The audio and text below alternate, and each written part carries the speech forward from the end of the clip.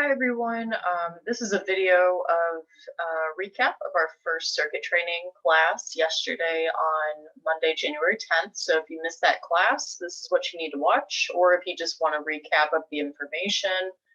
I also created a self-introduction video just for my online classes. So I'm also sharing that in a different link. If you want to know a little bit about myself, as I introduced myself to the students in person yesterday. But in this video, I'm just going to talk about the syllabus, course policies, typical course format, and the to-dos for this week. So we will meet every Monday and Wednesday at 6:30 to 7:25 p.m. I expect you to be walking in the doors of our A22 fitness lab at 6:30. So if that means you need to make preparations to be in the hallway 5 minutes before then or 10 minutes before then so you can do your bathroom thing, do what you got to do to make sure you're walking in the doors at 6:30.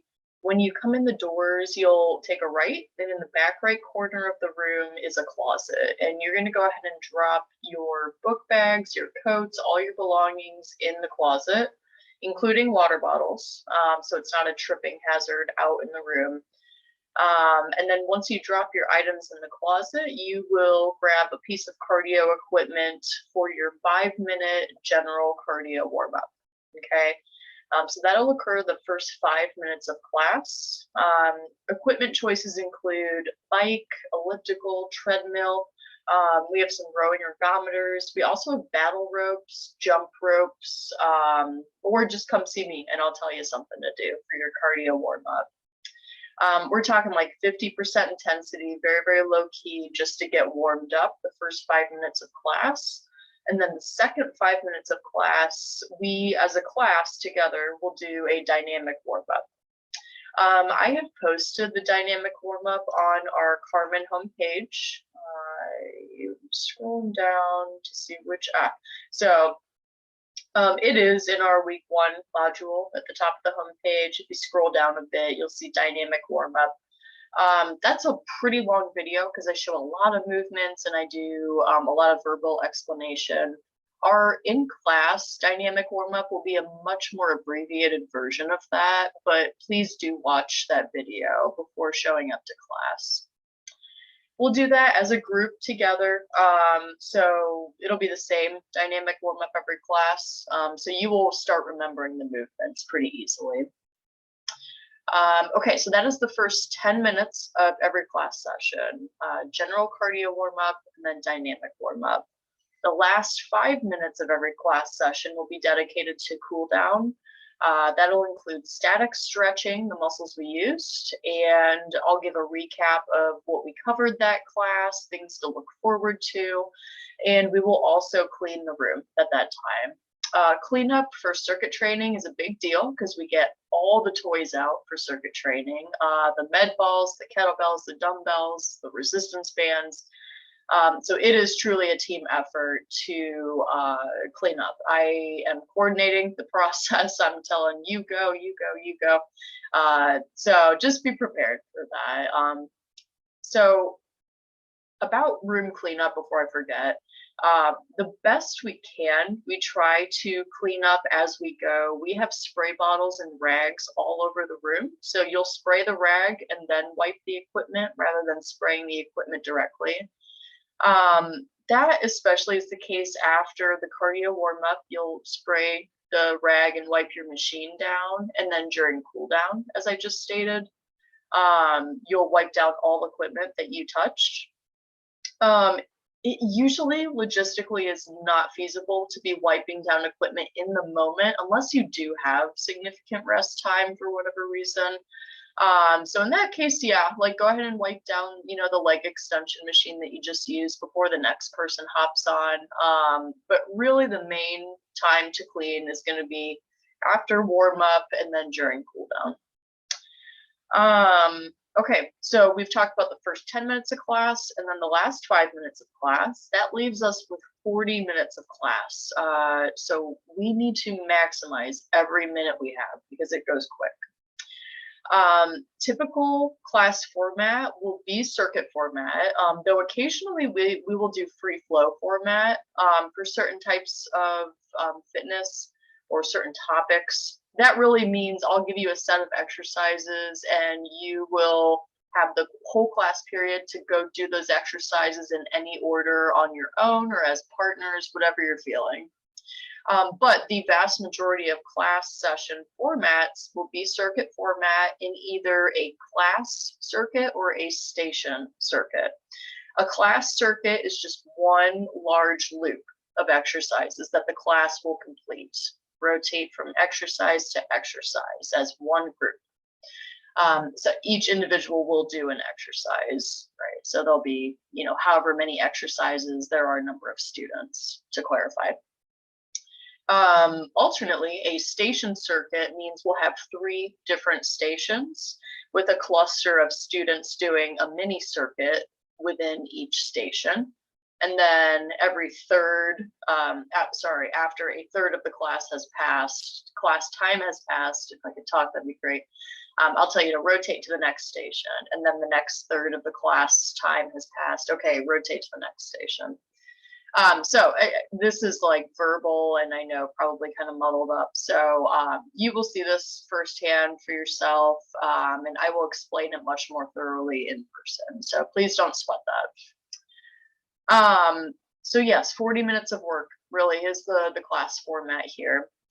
Every exercise is modifiable. Please do not worry that you aren't prepared enough or that you're not going to be taxed enough.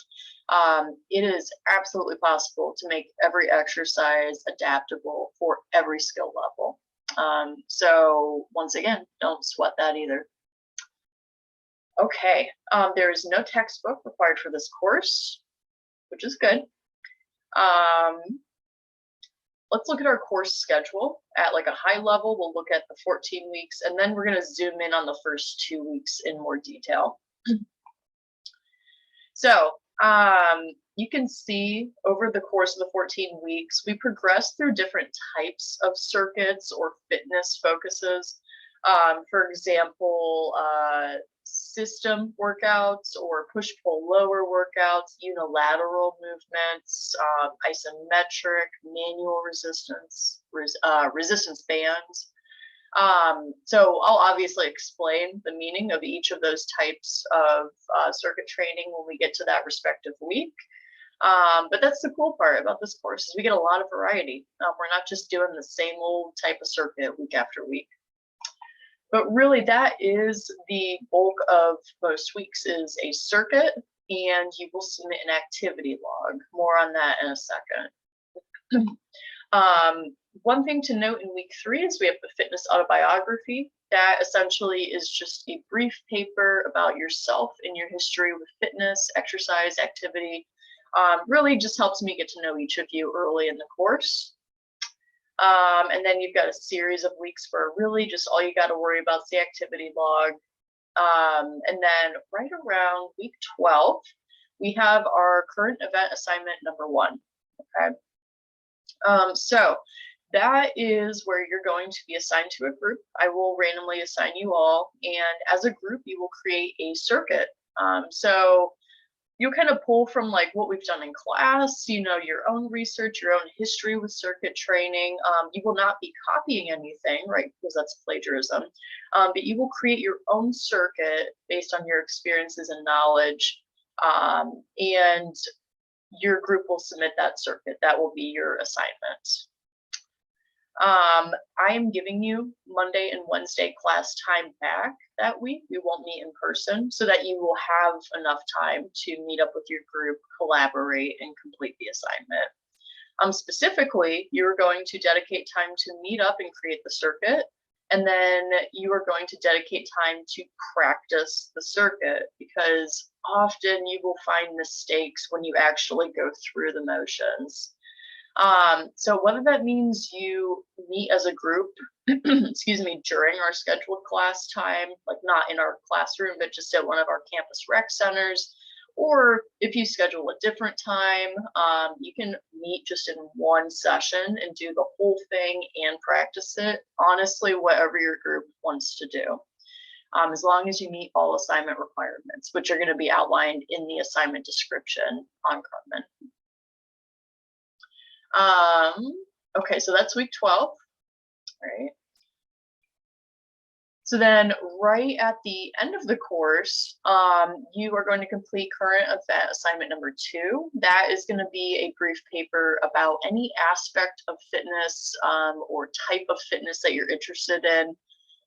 Examples include strongman, Olympic lifting, marathons, triathlons. I've even had someone write on Taekwondo before. I'm really open to any type of fitness activity that you're interested in learning about and writing about.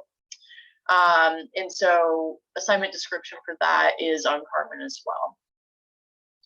Now, let's talk about activity logs, and then let's talk about pre and post assessment. So these weekly activity logs will be completed through an Excel file that I've pasted on our Carmen site, uploaded to our Carmen site. It's really straightforward. I just want you to record the exercise name, resistance you used, number of repetitions, number of sets, etc. For each class session during the week. So on our Monday circuits and then on our Wednesday circuits, you'll record that information in the one Excel file, and you'll submit that activity log before that Sunday at 11:59 p.m. And you'll do that every week that we do activity logs. Oh, there's something I was just about to say, and now I just went blank.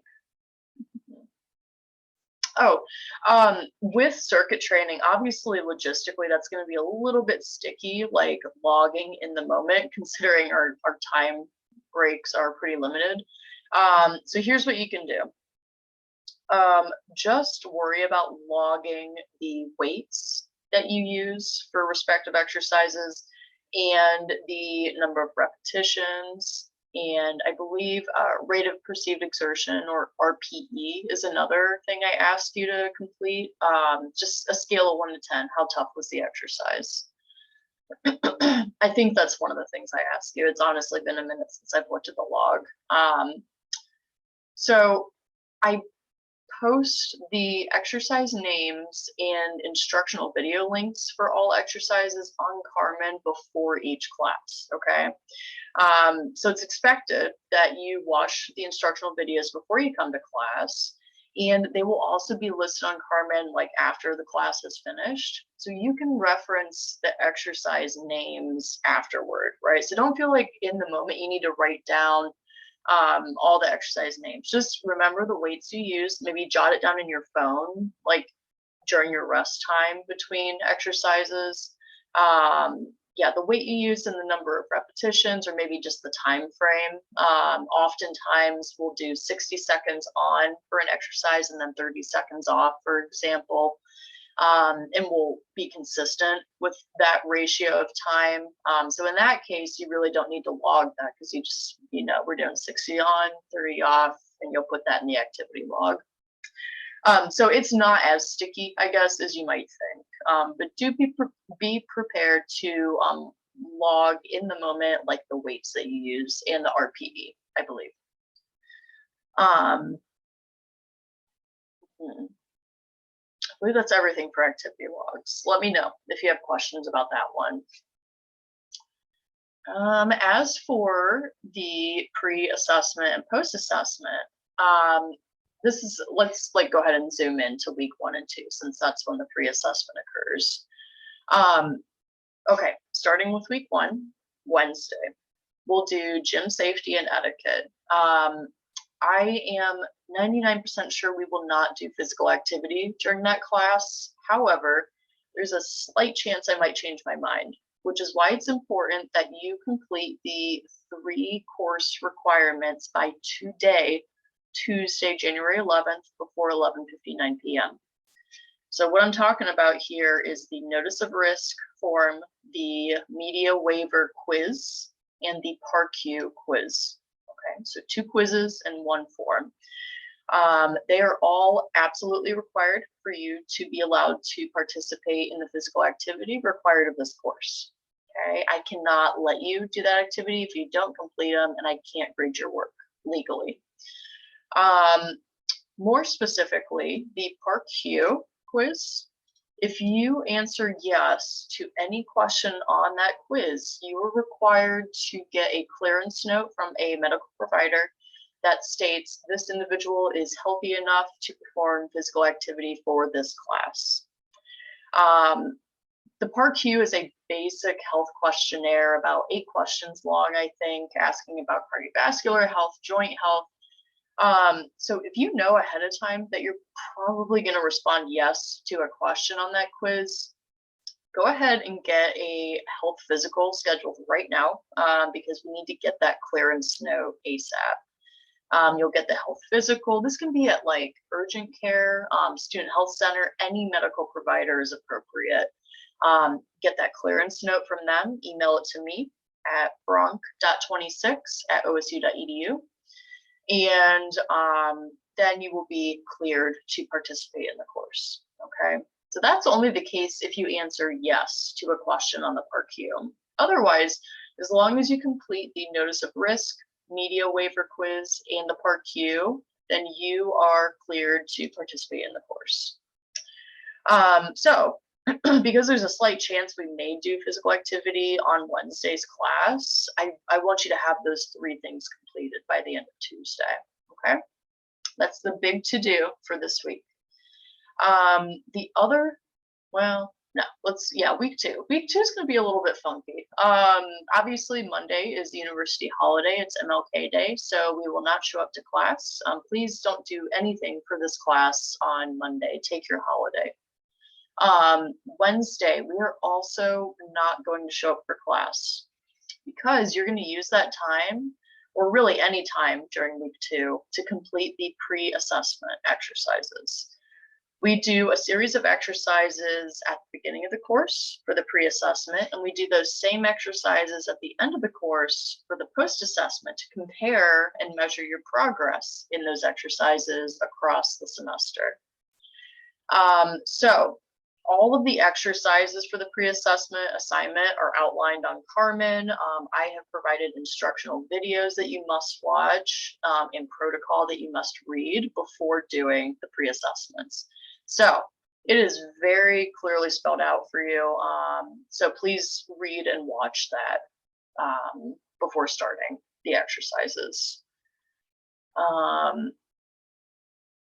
One specific exercise that I want to make a note about, again, this is in the assignment instructions, but the YMCA bench step test. It's a step test where you step up, up, down, down, up, up, for a period of time.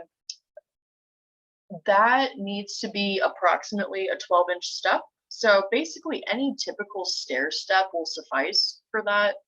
I'm not necessarily picky on like the exact, type of step you use. What I really care about is that you use the same step for the pre-assessment as you do for the post-assessment, because that consistency will allow for accurate comparison, comparing apples to apples for that exercise. So it does need to be about a 12-inch step. So most stair steps are about 12 inches. But what really matters most is use that same step for the 2 assessments. Okay. Some of those exercises for the pre-assessment, I ask that you video record yourself. So just make sure you follow all those instructions. You will compile the videos, all the data and reflection information, and submit it all into that one pre-assessment assignment folder by the end of week 2. Okay. I'm going to stop there with our schedule, like our zoomed in approach, because I'll just overwhelm you if I keep going. I post weekly announcement posts on Carmen, so I will keep you updated on what's happening and what's coming up. Make it a habit to check Carmen multiple times a week, especially like look at it before the Monday that you're coming in for class, because you obviously you are expected to watch the class videos before you get into class. I think I forgot to mention this, but I make exercise instructional videos because if I were to give demonstrations and explanations of every exercise during class, we would have no time to complete a circuit. So for that reason, you need to watch the videos before you step into the classroom. You don't have to be an expert at it by the time you walk in the room. Of course, I will recap any exercises you forget or you're kind of foggy on. I will form correct everybody about 10 times during every class session.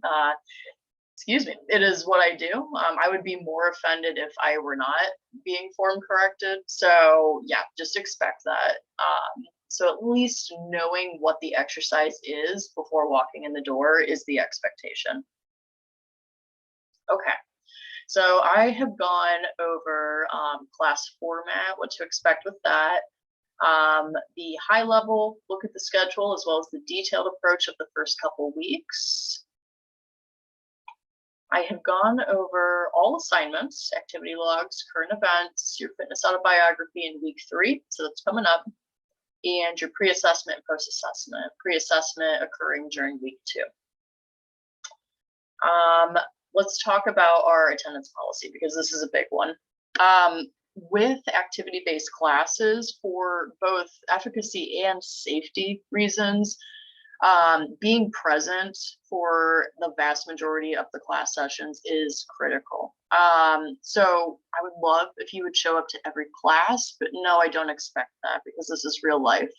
So for that reason, we allot 4 no penalty absences to use across the semester per student. Each student gets 4 no penalty absences. Those can be used at your discretion. If you have a cold, if you have a job interview, if you need to take time to just study for like an OChem exam, you just don't want to come to class that day, all of those would be reasons to use a no penalty absence. Now, COVID is completely separate. The COVID is absolutely excused, so that does not play into your no penalty absences. For COVID, you scroll to the end of the syllabus here until you see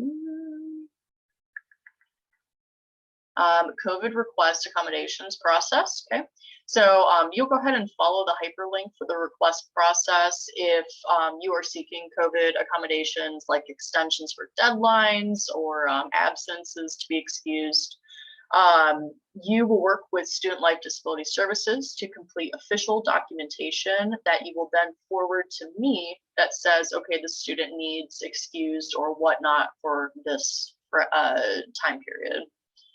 So that is what you must do in order to receive COVID accommodations. So that's kind of a whole different animal. But back to the no penalty absences. Find it. Okay.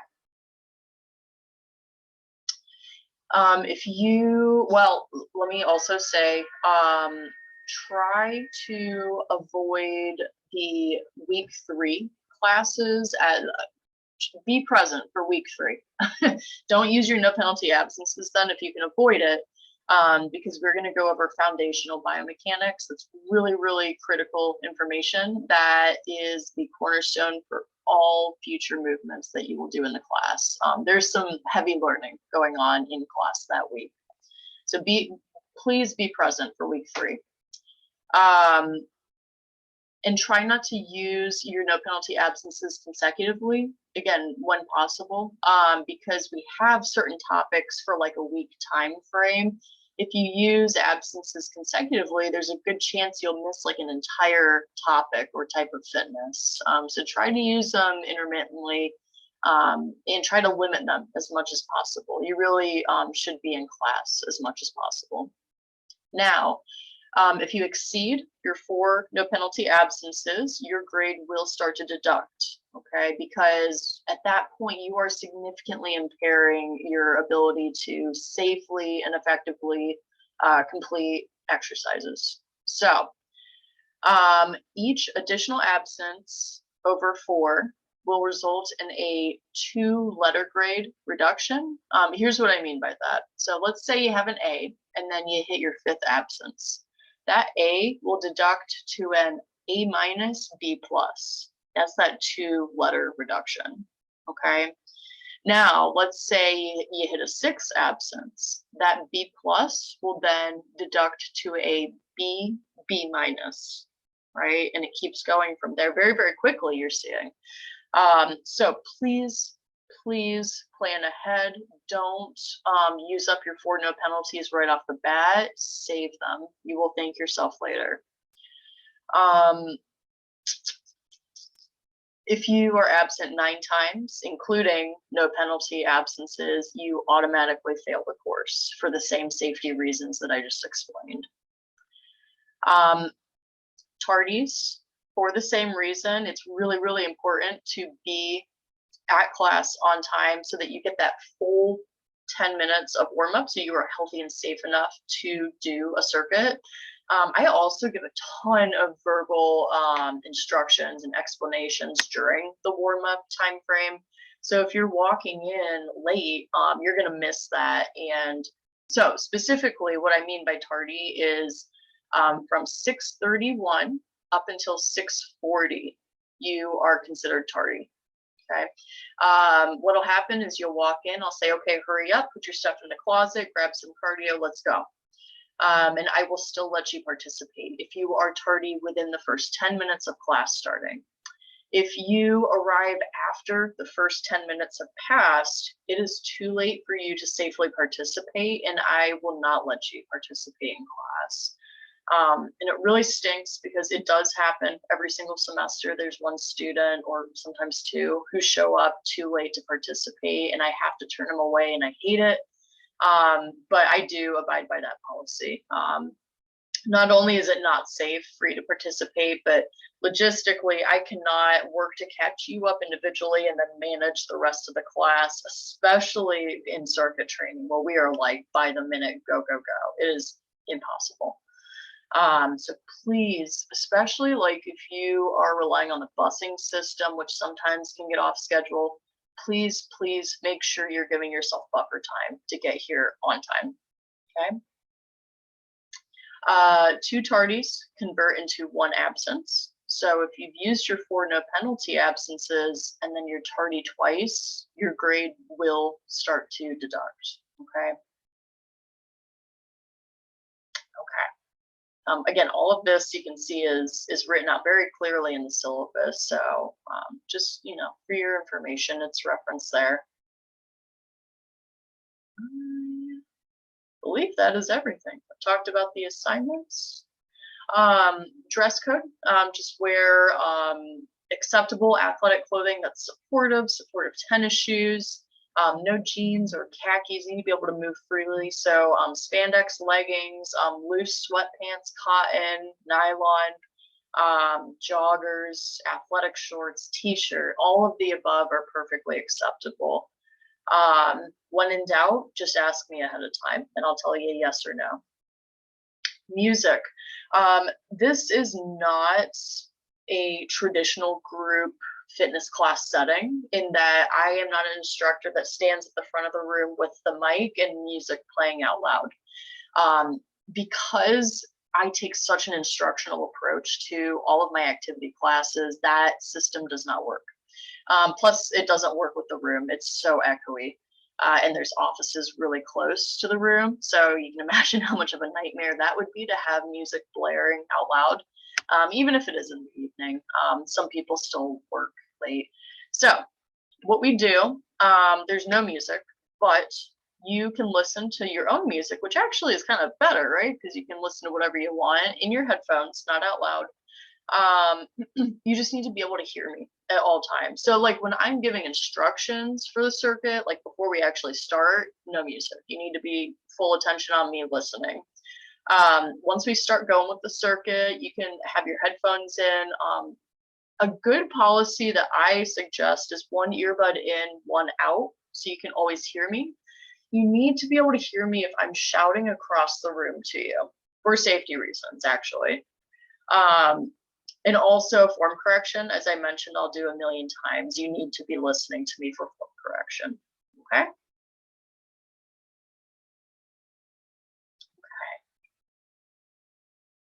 So quick glance at our Carmen page. I probably should have showed you this at the beginning, but here it is. So again, we're right in the week 1 module on the homepage. We'll be talking about gym safety and etiquette on Wednesday. Probably no physical activity, but come dressed for physical activity just in case I change my mind. Maybe we'll do something light if you are cleared to participate. So again, the 3 course requirements, please complete those by tonight. A note about the notice of risk waiver that I want to mention. Let me pull this up real quick.